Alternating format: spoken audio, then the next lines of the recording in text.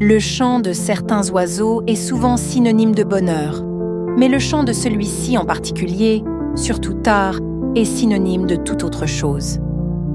Dans le village de Kamalé, niché au cœur d'une vaste plaine entourée de forêts épaisses, les anciens avaient toujours mis en garde contre le chant du hibou. Ce n'était pas un simple cri nocturne, ni un appel anodin de la nature.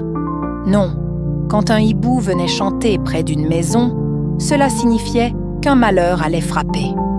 Une croyance ancienne que certains prenaient à la légère, mais que d'autres redoutaient comme une malédiction inévitable.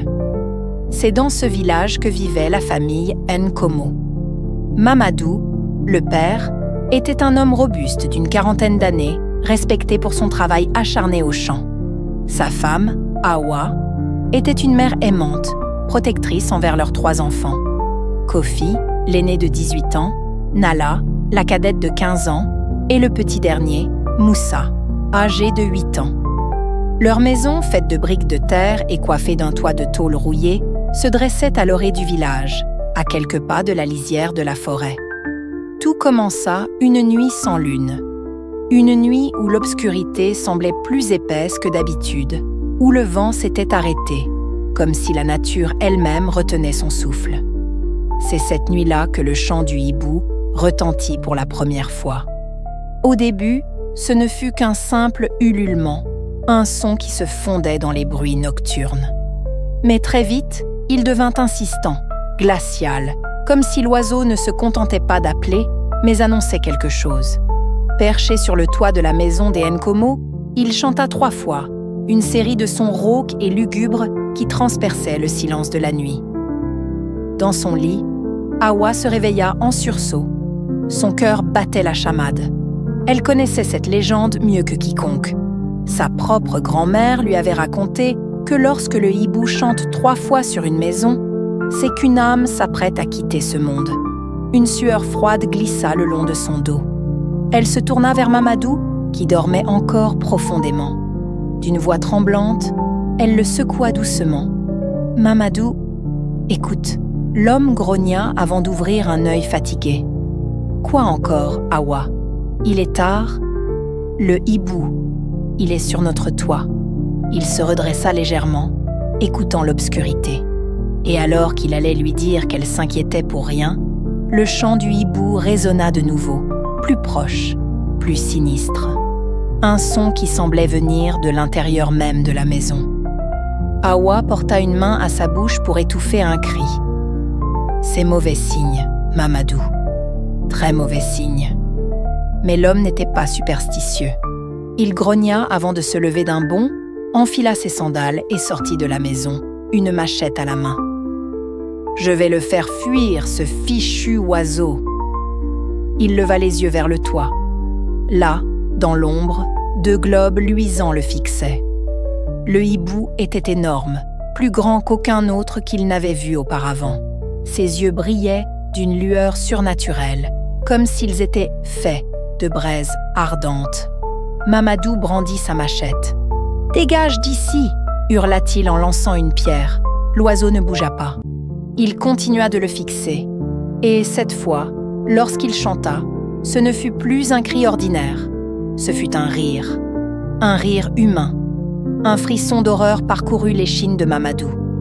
Il recula d'un pas, sentant pour la première fois une angoisse profonde s'insinuer en lui. Derrière lui, Awa et les enfants s'étaient regroupés devant la porte. Kofi tremblait, fixant le hibou avec des yeux agrandis par la terreur. « Papa, cet oiseau, il n'est pas normal, » balbutia-t-il. Et alors, le hibou ouvrit grand son bec et murmura distinctement un prénom. « Moussa !» Le petit garçon poussa un cri de panique et se cramponna aux jambes de sa mère. Mamadou, lui, sentit ses jambes se dérober sous lui. « Qu'est-ce que c'est que cette sorcellerie ?» cria-t-il.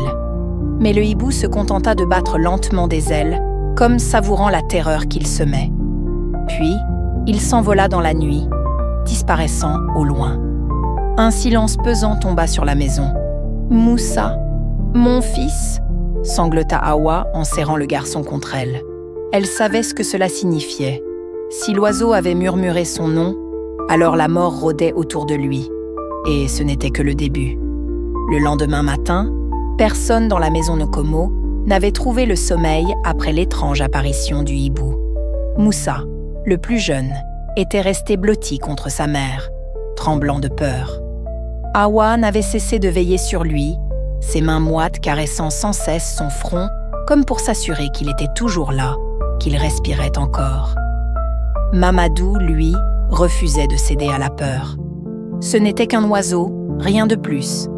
Il avait grandi avec ces histoires, ces superstitions ridicules que les anciens aimaient raconter pour effrayer les enfants. Mais quelque chose, au fond de lui, refusait de se calmer.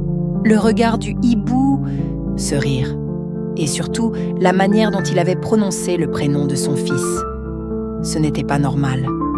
Au village, la rumeur se répandit comme une traînée de poudre. Certains voisins avaient entendu le chant de l'oiseau dans la nuit.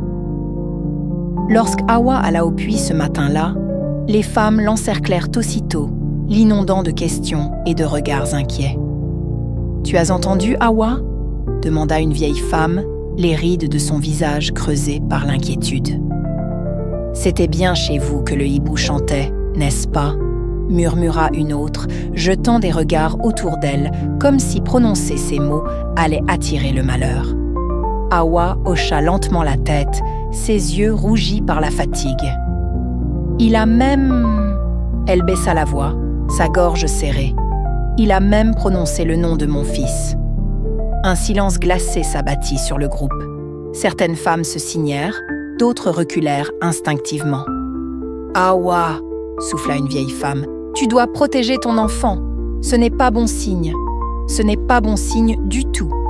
Que dois-je faire ? Va voir le vieux Sadio. » Les murmures s'intensifièrent. Sadio, le guérisseur du village. Un homme à la peau aussi ridée que l'écorce des vieux baobabs, mais dont la sagesse et les connaissances dépassaient celles de tous. S'il y avait un homme qui pouvait comprendre ce qui se passait, c'était lui. Awa n'hésita pas. Elle prit Moussa par la main et l'entraîna avec elle jusqu'à la demeure du vieil homme. Chez Sadio, l'atmosphère était différente. L'odeur de plantes séchées et d'encens flottait dans l'air, et des talismans en bois pendaient du plafond, se balançant doucement au gré du vent. Le vieil homme était assis sur une natte, les yeux mi-clos, comme s'il savait déjà pourquoi Awa était venu. « Je t'attendais, Awa. » Sa voix était rauque, empreinte d'une sagesse ancienne. Awa s'agenouilla devant lui, tenant fermement la main de son fils. « Grand-père Sadio, un hibou a chanté sur notre toit cette nuit, et il a prononcé le nom de mon enfant. » Le vieillard ouvrit lentement les yeux. Son regard était sombre, grave. « Ce n'est pas un simple hibou, Awa. Que veux-tu dire ?» Le guérisseur tendit la main vers une petite calebasse remplie de poudre noire. Il en prit une pincée et la laissa s'échapper entre ses doigts en murmurant des paroles incompréhensibles. Puis, il releva les yeux vers eux et ce qu'il dit glaça Awa jusqu'aux os. « Ce hibou est un messager. »« Un messager ?» répéta Awa, le cœur battant. Sadio hocha lentement la tête. « Un esprit a jeté son dévolu sur ton fils. La mort rôde autour de lui, Awa. » Elle sentit ses jambes trembler sous elle. « Que pouvons-nous faire ?» Sadio posa un regard pesant sur Moussa, qui se cachait derrière sa mère. « Il faut agir vite, avant que la nuit ne tombe. » Mais le malheur était déjà en marche. Ce soir-là, alors que le soleil disparaissait lentement à l'horizon, Moussa tomba soudainement malade. Son corps devint brûlant, comme si un feu intérieur le consumait. Il haletait, murmurait des mots incompréhensibles dans son sommeil. Son visage était pâle, presque cireux. Awa tenta de le réveiller, mais ses paupières étaient lourdes et son souffle faible. « Mamadou, il faut faire quelque chose !» cria-t-elle, affolée. Son mari, habituellement si rationnel, sentit une peur glaciale lui vriller l'estomac en voyant l'état de son fils. Puis, soudain, un bruit résonna dans la nuit, un cri, un ululement, Juste au-dessus d'eux, le hibou était revenu. Mamadou bondit hors du lit, agrippa sa machette et sortit en trombe. Cette fois, il n'y avait plus de doute. Ce n'était pas un simple oiseau. Perché sur un arbre juste en face de leur maison, la créature aux yeux flamboyants l'attendait. Et cette fois, elle riait de nouveau, un rire humain, profond, moqueur et familier. « Non !» souffla Mamadou en reculant. « Ce n'est pas possible. » Il connaissait ce rire. C'était celui de son propre père. Un homme mort il y a plus de 20 ans. Le sang de Mamadou se glaça. Et alors, le hibou prononça autre chose. Une phrase entière. « Moussa doit partir. » Un hurlement de terreur s'éleva dans la nuit. Awa, qui avait accouru dehors, agrippa Mamadou de toutes ses forces. « Nous devons fuir. Ce n'est pas un hibou, c'est un esprit. » Mais c'était trop tard. Derrière eux, un bruit sourd. Ils se retournèrent juste à temps pour voir la silhouette de Moussa s'asseoir dans son lit, son corps raide, ses yeux grands ouverts et entièrement noirs. Moussa s'assit lentement sur son lit, son corps raide, ses yeux grands ouverts et entièrement noirs. Awa étouffa un cri en portant ses mains à sa bouche. Ce n'était plus son fils. Mamadou, figé par l'horreur, fit un pas en arrière. Il ne comprenait pas ce qui se passait. « Moussa » appela-t-il d'une voix tremblante. L'enfant tourna lentement la tête vers eux. Son cou craqua comme si ses os étaient en train de se briser. « Moussa n'est plus là !» La voix qui s'échappa de ses lèvres n'avait rien d'humain. Grave, caverneuse, distordue, elle résonnait comme un écho venu d'un autre monde. Awa éclata en sanglots, tombant à genoux. « Non, non, non !» balbutia-t-elle. Mamadou, le cœur battant à tout rompre, se força à bouger. Il attrapa Awa par le bras et la tira en arrière. « On doit partir !» Mais avant qu'il ne puisse bouger davantage, Moussa bondit hors du lit. Ou plutôt, ce qui était devenu Moussa. Ses membres se tordaient d'une manière inhumaine. Son corps se contorsionnait comme s'il n'était plus fait d'os et de chair. Il était devenu autre chose. Et puis, il rit. Un rire semblable à celui du hibou. Strident, macabre, inhumain. « Il est trop tard !» Awa poussa un hurlement déchirant. Mamadou, malgré la peur qui lui broyait les entrailles, se précipita vers son fils. Il devait le sauver. Mais à l'instant où il tendit la main, une force invisible le projeta violemment contre le mur. Crac!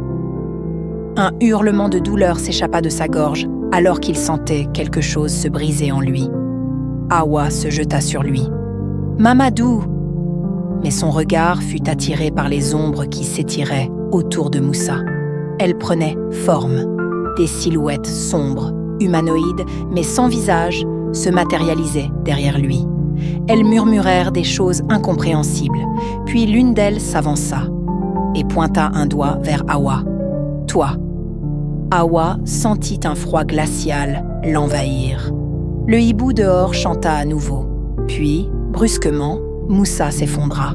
Les ombres disparurent et le silence tomba.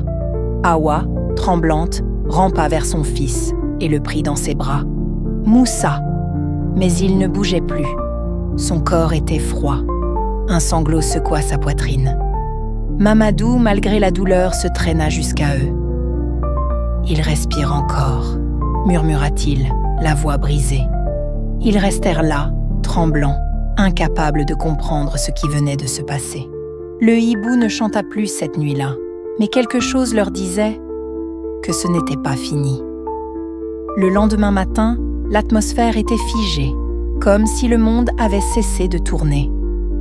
Le corps de Moussa restait froid et immobile dans les bras de sa mère. Mais quelque chose était différent. Les ombres, celles qui avaient pris forme la veille, semblaient encore planer autour d'eux, invisibles mais palpables, comme une présence malveillante. Mamadou et Awa avaient du mal à accepter ce qui venait de se passer.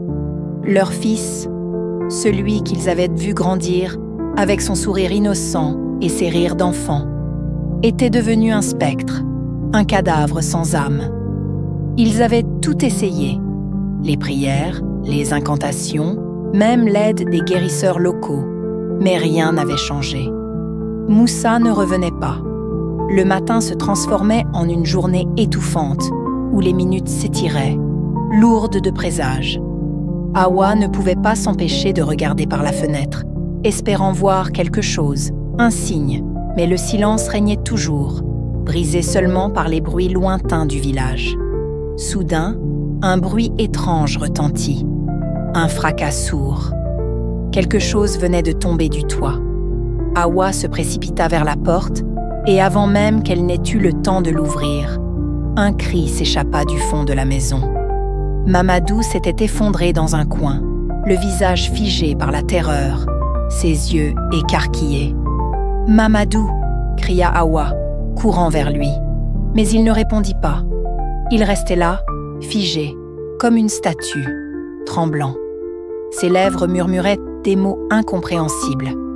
Elle s'agenouilla à ses côtés, essayant de le secouer. « Mamadou, qu'est-ce qui se passe ?» Il leva lentement les yeux vers elle. « Il est revenu », murmura-t-il d'une voix faible. Hawa ne comprenait pas. « Qui est revenu ?» Mamadou pointa du doigt le plafond, où quelque chose se mouvait, à peine visible. Le hibou. Hawa leva les yeux, son cœur se serrant dans sa poitrine. Là, sur le toit, dans l'ombre, il était de nouveau là. Il n'hurlait plus, il ne chantait plus. Mais il les observait, les yeux perçants, ses plumes frémissant à chaque souffle de vent. Et dans ses yeux, un feu malsain brillait. Puis, il se posa lentement sur le sol devant eux. Un cri glaça le sang d'Hawa. Ce cri n'était pas celui d'un hibou. Il n'était pas naturel. Il ressemblait à une voix humaine, déformée, soufflée par des lèvres mortes. « Vous êtes maudit », c'était la voix de son père. Le regard de Hawa se fit vide de toute compréhension. Elle se releva d'un coup, son corps tétanisé. Elle comprenait enfin. Le hibou, l'esprit, c'était son père, ou du moins, ce qu'il en restait. La malédiction avait traversé les générations. C'était lui, la cause du malheur. L'esprit qui avait pris la forme de l'oiseau, le messager de la mort. Elle s'effondra à genoux, les mains sur la tête, hurlant. « Pourquoi ? Pourquoi nous ?» Mais le hibou se contenta de regarder, silencieux. Il ne répondrait pas. Le crépuscule approchait. Le soleil se couchait lentement sur un village qui sentait la fin de tout espoir. La peur se répandait parmi les habitants alors que l'étrange phénomène s'intensifiait. Les esprits malveillants semblaient dévorer chaque souffle de vie. Les prières des anciens s'éteignaient sous le poids du mal qui rôdait. Même les plus sages avaient échoué. Les anciens murmuraient que l'esprit avait été invoqué par une faute ancienne, par un pacte avec des forces qu'on ne pouvait comprendre, que l'esprit d'un ancêtre devait revenir pour réclamer son dû. Mais ce n'était pas tout.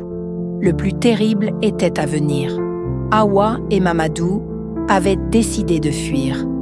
Il n'y avait plus d'espoir dans le village. Ils partirent, emportant le corps de leur fils, sans savoir où aller. Mais à chaque détour, chaque nuit, le hibou les suivait. Ils se rendaient compte que la malédiction les poursuivait. Ils ne pouvaient pas échapper à son ombre. Un dernier rire, un dernier battement d'ailes dans la nuit noire. Et ils disparurent dans l'oubli.